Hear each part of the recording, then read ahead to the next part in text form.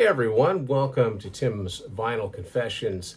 I'm Tim Durling, and it's time again for an edition of an album in review. This is where I take a classic album, talk about it for a few minutes, and today I want to go all the way back to 1969 and a classic debut album on Atlantic Records that is not the first Led Zeppelin. I'm talking about the first Yes album.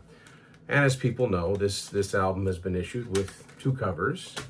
You've got the original there with the original lineup of the band. I know where that was taken. I can never remember it. And then there's the alternate cover, which I also like, which has the sort of the speech balloon logo. They hadn't gotten their bubble letters yet because they hadn't made the acquaintance of one Roger Dean.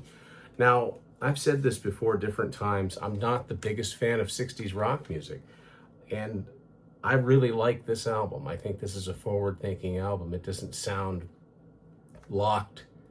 It's got touches of psychedelia. It's not really prog at this point, because what was prog? It was still being developed. And very soon, Yes would become a major part of that scene. But it's got catchy songs on, and the band is already tight and really, really good. And these first two Yes albums, I think people need to remember, it's not Steve Howe on guitar. It's Peter Banks, who passed away about 12 years ago now. And his contributions should not be forgotten. First two Yes albums are really good. You know, Beyond and Before, Looking Around, Every Little Thing, Beatles cover. There's a few covers on here. Every Little Thing's a Beatles cover. I See You is actually, I think it's a Birds cover, I think. Pretty sure. Anyway. Extremely listenable album. Songs like Survival kind of point the way forward. It was produced on a shoestring budget, produced by a guy named Paul Clay, who I've never heard of again. But there you go. It's a perfectly fine album. If you're familiar with Yes's later stuff, you've kind of stayed away.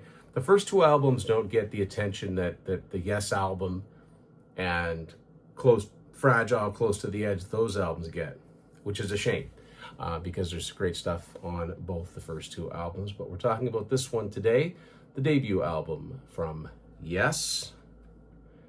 This, by the way, is the 94 Atlantic reissue. So check it out. Debut Yes album. Thanks for watching this edition of an album in review on Tim's Vinyl Confessions.